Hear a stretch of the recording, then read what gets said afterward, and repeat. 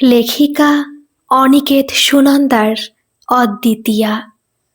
ভদ্রলোকের পাড়ায় এরকম একটা ঘটনা ভাবতে পারেন? অথচ আপনি। অবাক কণ্ঠে কথাটা শেষ না করেই থামেন পাড়ার বিভাসবাবু। শ্রোতা এ পাড়ারই হরনাথ বাবু। আমি বরাবরই বলছিলাম ওদের এ পাড়া থেকে উচ্ছেদ করা দরকার। তখন কেউ সায় দিল না। এখন কেমন কাণ্ডখানা ঘটল। পাড়ার বিমলেন্দু বাবু নিজের পক্ষ রাখলেন। বিভাসবাবু আবার হরনাথকেই কটাক্ষ করলেন। এখন সমাজ সেবার মজা দেখুন। অবশ্য আপনি তো এখন ওই খুনে বাড়ির বউটিকেই ঝি রেখেছেন। হরনাথ বলে উঠলেন, একজনের অপরাধের দায়ে চাপিয়ে অসহায় মানুষগুলোকে তো মরতে ছেড়ে দেওয়া যায় না বিভাসবাবু। আগে এ পাড়ার কয়েকটি বাড়িতে কাজ করতো শুনেছি। ওই ঘটনার পর সবাই জবাব দিল, আমাকে হাতে পায়ে ধরল। আমি কাজ থেকে ছাড়াইনি।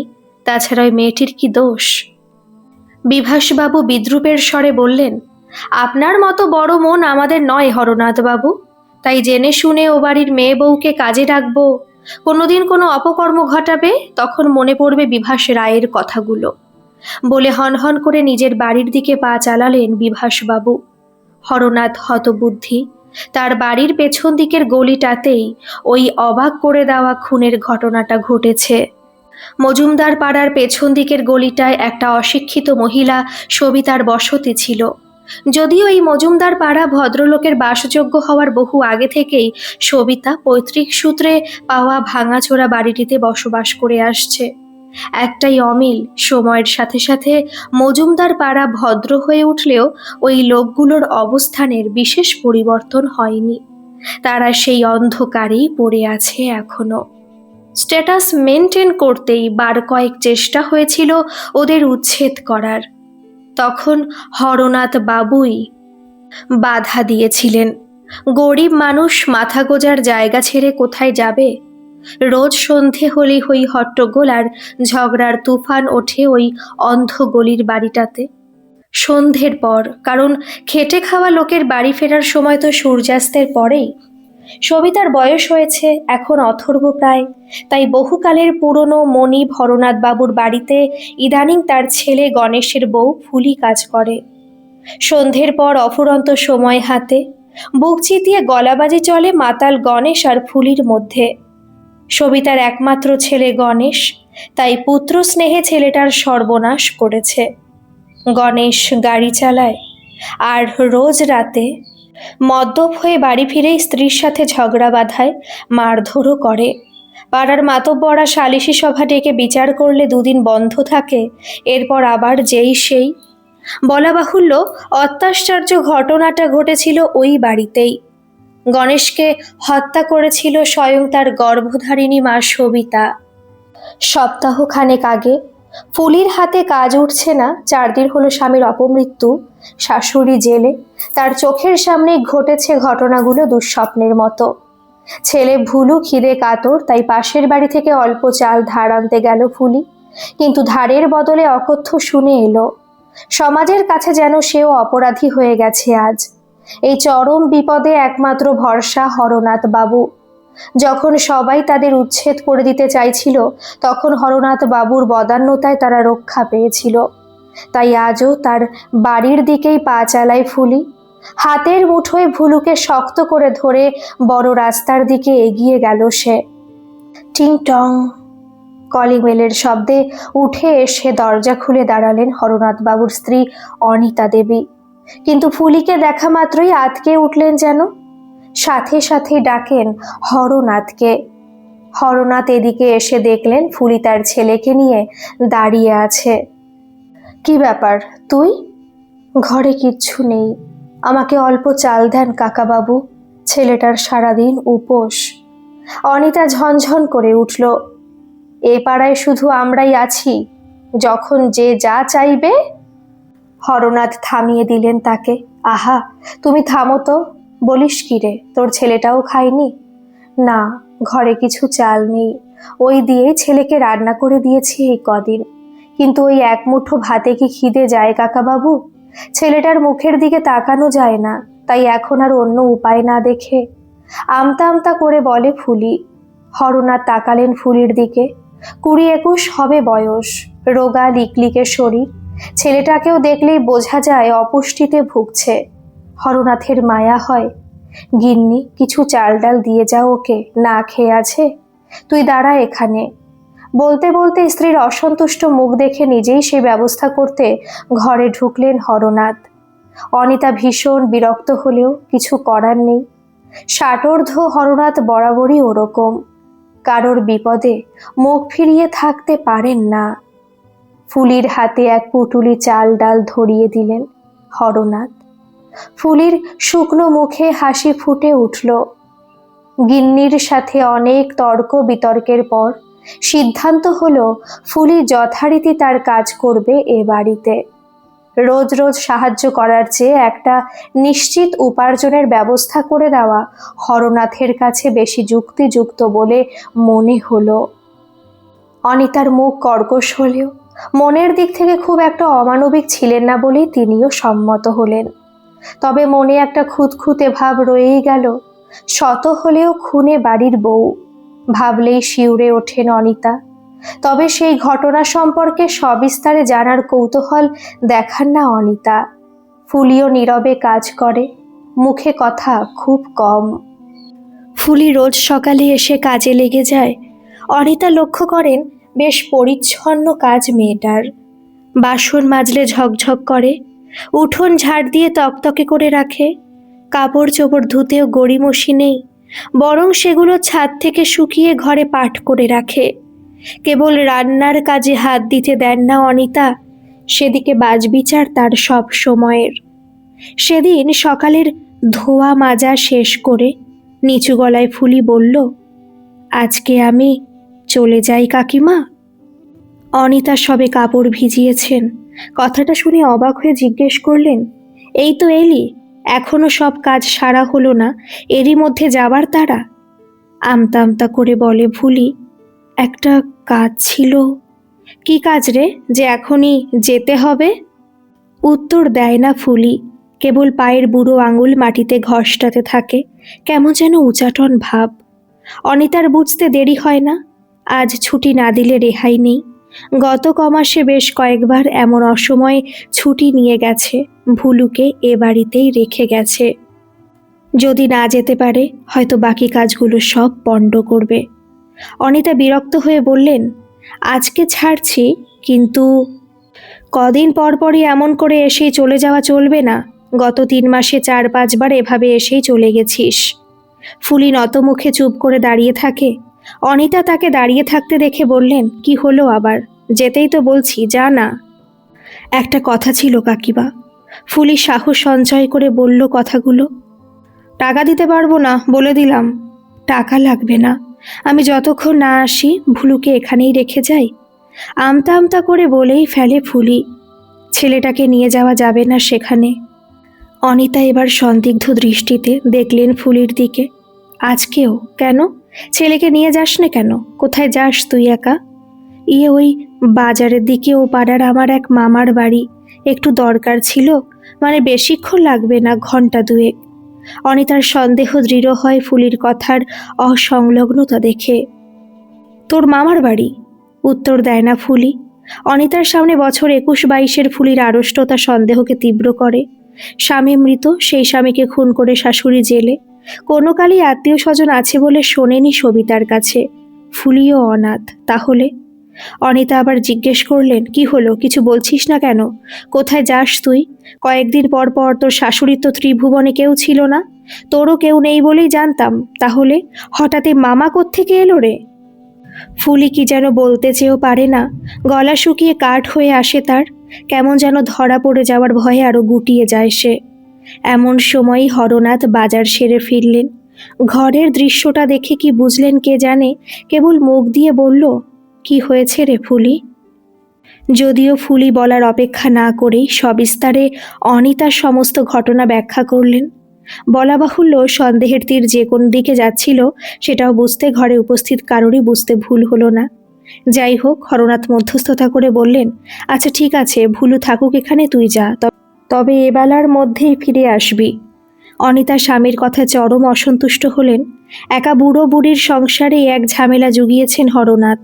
পাড়ার কেউ যাকে বাড়ি চারপাশে যেতে দেয় না, সেখানে হরনাথ দয়ার সাগর হয়ে তাকে বাড়িতে ঢুকিয়েছেন।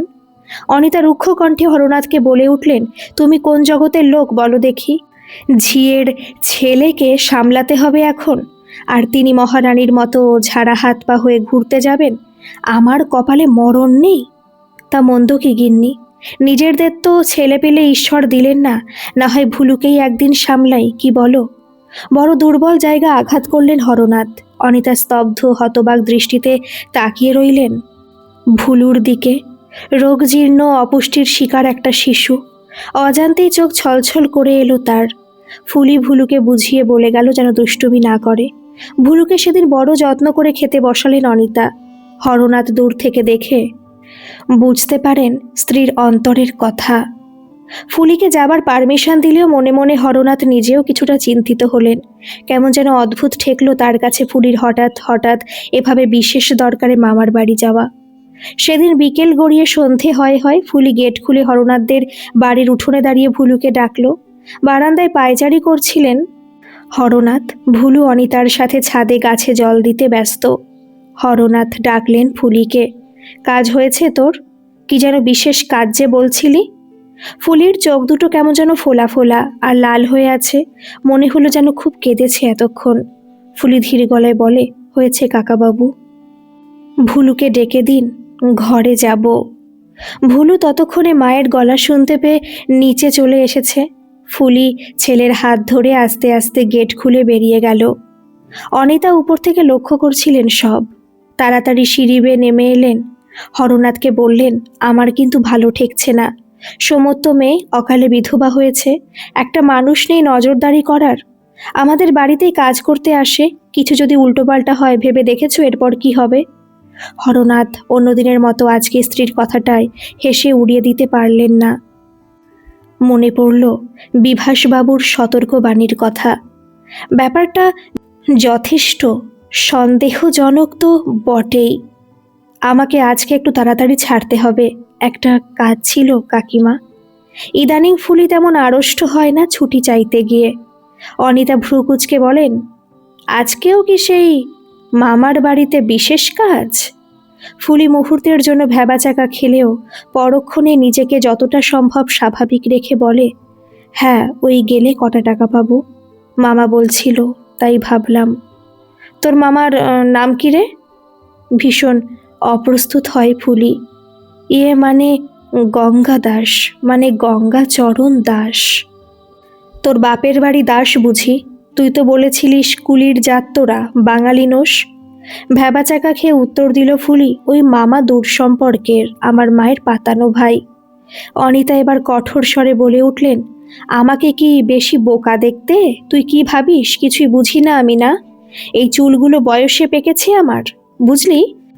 গত 4-5 মাসে প্রতি 10 দিনে একদিন মামার বাড়িতে যাচ্ছিস। কেমন মামা তোর? নাতিকে দেখতে বলে না?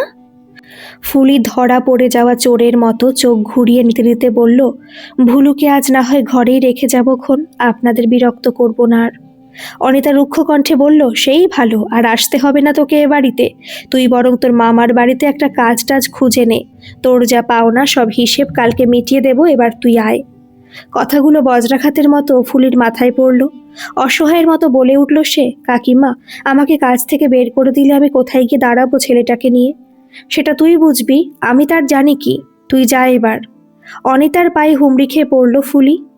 কাকিমা গো, এমন বলো না গো, আমি ছেলেটাকে নিয়ে না খেয়ে মরবো। এ পাড়ায় কেউ কাজ দেবে না আমাকে, তোমরা আছো বলেই তো এত কষ্টেও খেয়ে বেঁচে আছি। এমন নিষ্ঠুর হয়েও না কাকিমা। তোকে তোর পরিবারের ইতিহাসে জেনেও কাজ দিয়েছিলাম, ভদ্রভাবে যেন বাঁচতে পারিস, কিন্তু না, সে আমাদের ভুল ছিল। তোর স্বভাব নষ্ট হয়ে গেছে, আর তোকে জায়গা দেওয়া যায় না ফুলি। তোর কাকাবাবুরও ওই একই মত। শুধু সময়ের অপেক্ষা করছিলাম। বলেই একটু তীক্ষ্ণ হাসি মুখে এনে বললেন অনিতা, জানতাম সপ্তাহ 10 দিন বাদেই মামার বাড়ি যেতে উচাটন হয়ে উঠবি। ফুলি অনিতার কথাগুলো শুনে মরমে মরে যাচ্ছিল, আর আরও জোরে চেপে ধরল তার পা দুটি। অনিতা অনেক চেষ্টা করেও পা ছাড়াতে পারলেন না। এ ঘরে হইচই শুনে হরনাথ টিভি অফ করে উঠে এলেন। এসে সব কিছু শুনে তার মুখও গম্ভীর হয়ে উঠল। একটু সময় নীরবতার পর বললেন, ফুলি, তুই কাল থেকে আর এখানে আসবি না। তোর কাকিমা যা স্থির করেছে তাই হবে। এবার তুই যা। কাকাবাবু গো, এমন বলবেন না গো। আমাকে কাজ থেকে জবাব দিলে আমি তো ভাতে মরবো। আমার ছেলেটার কি হবে? বলে ফুলি ঝরঝর করে কেঁদে ফেলে। হরনাথ গম্ভীর হয়ে বলেন, ছেলের জন্য ভাবলে? বাকি কথাটা উহ্য থাকলেও ফুলির বুঝতে ভুল হলো না। ফুলির মনে হলো শেষ আশ্রয়টুকু হারাতে বসেছে সে, কেবলমাত্র একটা মিথ্যার কারণে। ফুলি কেঁদেই চলেছে। ভুলুও মাকে এভাবে লুটিয়ে কাঁদতে দেখে ভ্যা করে কেঁদে ফেলে। অনিতা বিরক্ত হয়ে বলে, এসব নাটক আর করিস নে ফুলি। এসব কান্না টান্নায় আমার মন গলবে না। এতে বরং আশেপাশে লোকজন শুনবে, তোকে দুদিনও এ পাড়ায় আর থাকতে দেবে না। তাই চুপচাপ চলে যা বাড়িতে। কাল এক সময় এসে তো টাকা পয়সা নিয়ে যাবি, যা। এবার ফুলি আস্তে আস্তে পা ছেড়ে দিয়ে উঠে দাঁড়ালো। ছেলেটার হাত ধরে বাড়ির দিকে এগিয়ে যাচ্ছিল। ভর দুপুরেও তার চোখের সামনে ঘুটঘুটে অন্ধকার। পরদিন খুব সকালে ফুলি অন্য দিনের মতোই এসে হাজির, ঝাঁটা হাতে। উঠোনে তাকে দেখতে পেয়েই ছুটে এলেন অনিতা। তোকে করতে হবে না এসব, না করে দিলাম তো কালকে। তুই আর এ বাড়িতে কাজ করবি না। হরনাথ বারান্দায় খবরের কাগজ নিয়ে খুলে বসেছিলেন সবেমাত্র। তিনি ফুলিকে ডেকে এনে বললেন, তোর এ মাসের পুরো টাকাটাই তুলে রেখেছি, দাঁড়া নিয়ে আসি তোকে। আর কথাটা শেষ করতে না দিয়েই হাউমাউ করে কেঁদে এবার হরনাথের পা জড়িয়ে ধরল ফুলি। আমি কি ভুল করেছি যে আপনারা আমাকে কাজ থেকে জবাব দিচ্ছেন? কি করে ওইটুকু বাচ্চাটাকে নিয়ে আমি বাঁচবো? অনিতা কর্কট স্বরে বললেন, তুই জানিস নে কি করেছিস? ছি ছি ফুলি, তোকে কত মায়া করেছি আমরা। সময় অসময় সাধ্যমতো সাহায্য করেছি। তোর শাশুড়ি যখন আমাদের এখানে কাজ করত, তখন তোর স্বামী গণেশও ভুলুর মতোই ছিল। সবিতার কথাবার্তা ভালো না হলেও স্বভাব খারাপ ছিল না। এরপর গণেশ কাজে লাগতেই সে কাজ ছেড়ে দিয়েছিল। কখনো তার চাল চলনের জন্য কেউ কিছু বলতে পারিনি। দোষের মধ্যে ওই একটাই, তার অতিরিক্ত আদরেই ছেলেটা উচ্ছন্নে গেল। আর এরপর সে যাক, তোকে সবিতার কথা ভেবেই কাজে রেখেছিলাম, কিন্তু স্বভাব নষ্ট হয়ে গেছে তোর, সেটা স্পষ্ট বুঝতে পেরেও আর তোকে এ বাড়িতে কাজে রাখা সম্ভব নয়। ফুলি পা ছাড়ে না তবুও। হরনাথ বেতনে টাকাটা দিতে চাইলেও নেয় না ফুলি। একরকম নাছোড় বান্দার মতো লেগে থাকে। হরনাথের মন গলতে শুরু করলেও অনিতা দৃঢ় প্রতিজ্ঞ। অবশেষে ফুলি চোখ মুছে আস্তে আস্তে বলা শুরু করে, আমার স্বভাব নষ্ট হয়নি গো। আমি নষ্ট না কাকিমা, তবে হ্যাঁ, আমি মিথ্যে বলেছি তোমাদের এতদিন। আমার কোনো মামা নেই, আর মামার বাড়িতেও যাইনি আমি। হরনাথ আর অনিতা দুজনেই হতবাক হয়ে জিজ্ঞাসু চোখে তাকালেন ফুলির দিকে। ফুলি কান্না ভেজা গলায় বলে, আমি জেলে মার সাথে দেখা করতে যেতুম। বয়স্ক দুটি মানুষ হতভম্ব। ফুলি বলে চলেছে, আমি একটাই ভুল করেছি, আপনাদের মিথ্যে বলেছি। হরনাথ অবাক হয়ে জানতে চান, কিন্তু কেন? শাশুড়ির সাথে দেখা করতে যাবি, এটা মিথ্যে বলে যাওয়ার কি আছে বলতো? ভয়ে, ভয় গো কাকাবাবু, একটা ভয়ে সব সময় সিটিয়ে থাকতাম। এই ভয় থেকে আজীবন আমার মুক্তি নেই। কেমন আতঙ্কিত শোনালো কথাগুলো। অনিতা প্রশ্ন করলেন, কিসের ভয়? কী সব বলছিস ফুলি? কিছুই তো বুঝতে পারছি না। আমিও বুঝতে পারছিলাম না সেদিন কাকিমা। বিয়ে করে এনে অবধি এত মার মেরেছে আমাকে, এত মার খেয়েছি, এত মার, উফ, কোনো হুঁশ ছিল না আমার। রান্না করতে বসেছিলাম, তখনই এলো মাতালটা, টেনে হিচড়ে বিছানার দিকে নিয়ে যাচ্ছিল। বাধা দেওয়ার জানোয়ারের মতো লাথি ঘুষি, উফ। ছেলেটাও সব দেখে চিৎকার ছেড়ে আমার মুখে দেয়নি তখনও কিছু। মাথাটায় কি যেন হয়ে গেছিল হঠাৎ। হাতের সামনের চেলাকাঠটা তুলে জোরে তার মাথায় বাড়ি মারলাম। সাথে সাথেই মাটিতে লুটিয়ে পড়েছিল সে। এরপর আরো কয়েক ঘা। একেবারে চুপ হয়ে গেছিল জানোয়ারটা। বলতে বলতে হাঁপাতে থাকে ফুলি। হরনাথ আর অনিতা নিজের কানকে বিশ্বাস করতে পারছে না। এসব কি বলছে ফুলি? জানেন, যখন হুঁশ হলো আমার, ততক্ষণে সব শেষ। আমার শাশুড়ি আমার সাথে কখনো ভালো করে কথা বলেনি, অথচ সেই ঘটনার পর কি মানুষ হয়ে গেল যেন। আমি তখন দিশেহারা, গলা শুকিয়ে গেছে, দুই চোখে ভয়। ভুলুকে বুকে চেপে বসেছিলাম। আমি তো তাকে মারতে চাইনি, অথচ আমার সেই মুখোরা শাশুড়ি তখন আমার হাত থেকে চেলাকাঠটা কেড়ে নিয়ে বলে উঠল, এই কথা শুধু আমি জানি আর তুই জানিস, খবরদার আর কেউ যেন না জানে। এরপর পুলিশ তাকে ধরে নিয়ে গেল, আমি সাক্ষী দিলুম, তার সাজা হলো। এই অপরাধের ভার দিনের পর দিন ভারী হয়ে উঠছে, তাই তার সাথে দেখা করতে যাই, সেখানেও কিচ্ছুটি বলতে দেয় না, বলে ফুপিয়ে কাঁদতে থাকে। বলে কি জানেন, বলে আমার ছেলের মতো তোর ছেলেটাকে নষ্ট হতে দিস নে, আমি মানুষ করতে পারলুম না, তুই মানুষ কর, যা হয়েছে ভুলে যা, এখানে আসিস নে আর। কিন্তু আমি যে না গিয়ে পারি নে কাকিমা, পারি নে, পাছে জেল খাটা খুনির সাথে যোগাযোগ আছে বলে আপনারাও জায়গা না দেন, সেই ভয়ে আমাকে ক্ষমা করে দিন।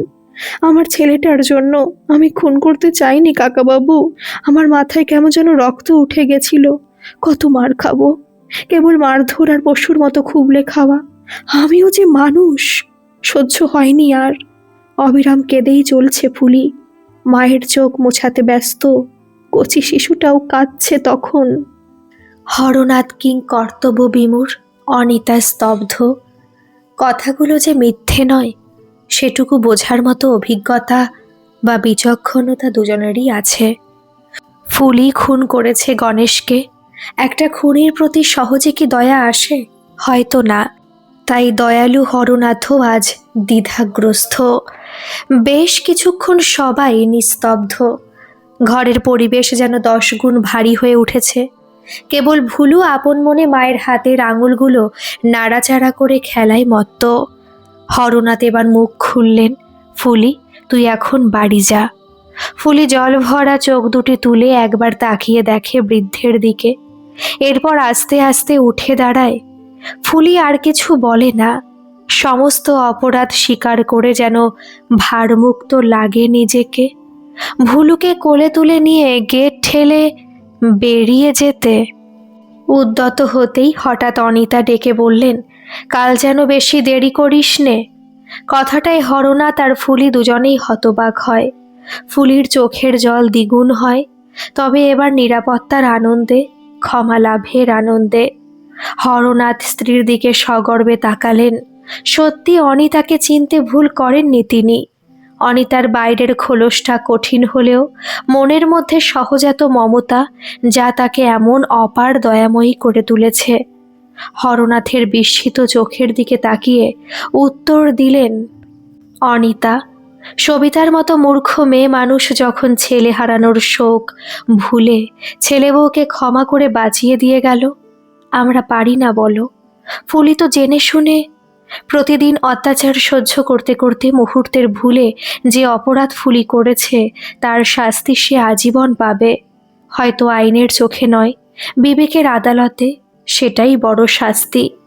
হরনাথ পরম নিশ্চিন্ত হয়ে একটা দীর্ঘশ্বাস ফেলে, তারপর মনে মনে ভাবেন, সবিতা, ফুলি কিংবা অনিতা, এক নারী জাতির কত অসংখ্য রূপ, কখনো স্নেহান্ধ জননী, কখনো সর্বংসহা, কখনো দুর্গা, আবার কখনো ক্ষেমঙ্করী।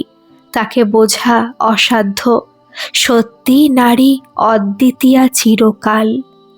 গল্পটি কেমন লাগলো অবশ্যই কমেন্ট করে জানাবেন, আর ভালো লাগলে একটা সাবস্ক্রাইব করে আমার পাশে থাকবেন। ধন্যবাদ।